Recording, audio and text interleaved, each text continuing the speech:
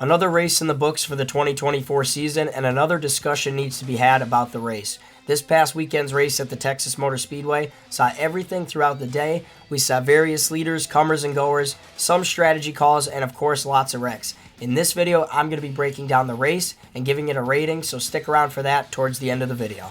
So first, let's talk about the positive things with this race, and then we'll get into all the negative issues after.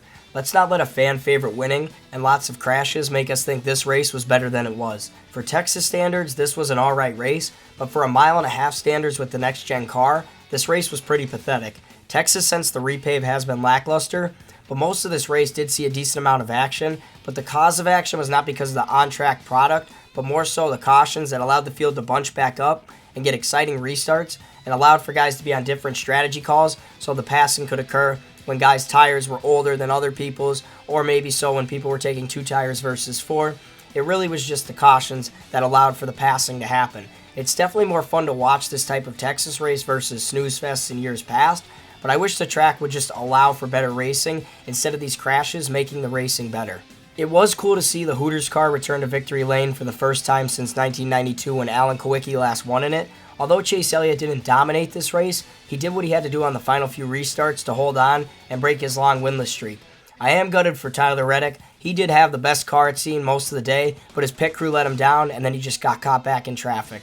I'm curious to see how the William Byron and Ross Chastain incident will be moving forward. Other drivers had some pretty strong runs. Brad Keselowski finished second and Carson Hocevar finished inside the top 10 like I predicted in my predictions video.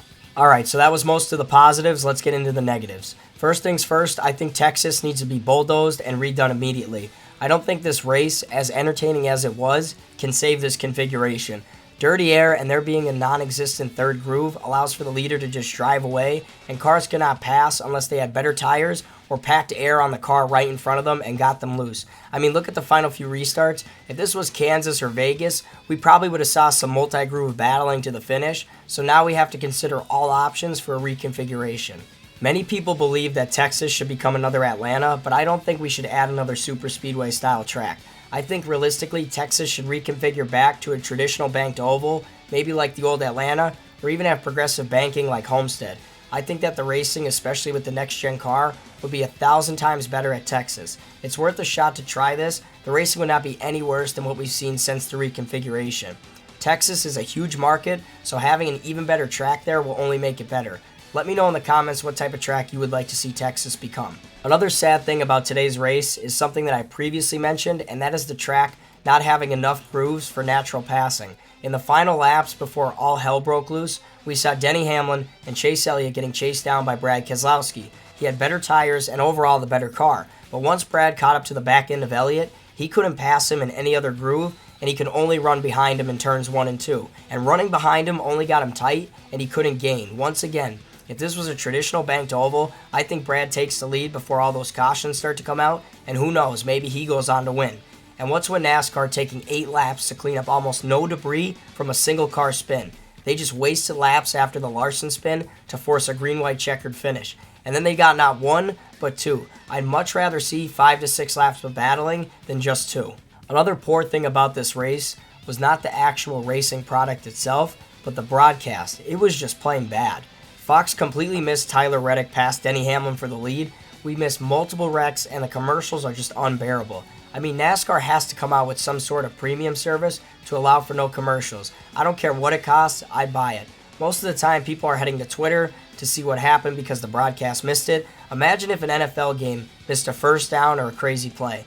NASCAR is a constant moving sport, so it's hard to capture everything, but it's almost like Fox doesn't even try anymore. And this is Fox's production team. I think the commentary is getting better and better. I like Mike Joy still. Kevin Harvick adds a lot. Clint Boyer is still a little goofy, but I think overall the commentary is good. But the production team, they should all be fired. So overall, this race was entertaining towards the end, but once again, it's not any natural racing, just sort of cautions allowing for there to be more drama because the track can't produce multiple grooves like other mile-and-a-halves. For my rating this week, I'm going to give this race a deserving 7 out of 10.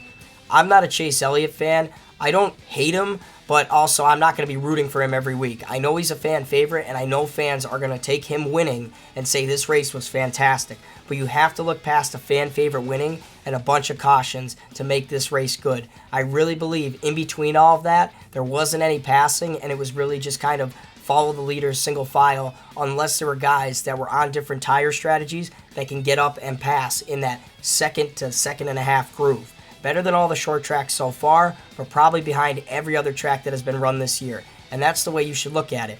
If this race was better than all the short tracks besides Bristol, but was worse than everything else, was it really a good race?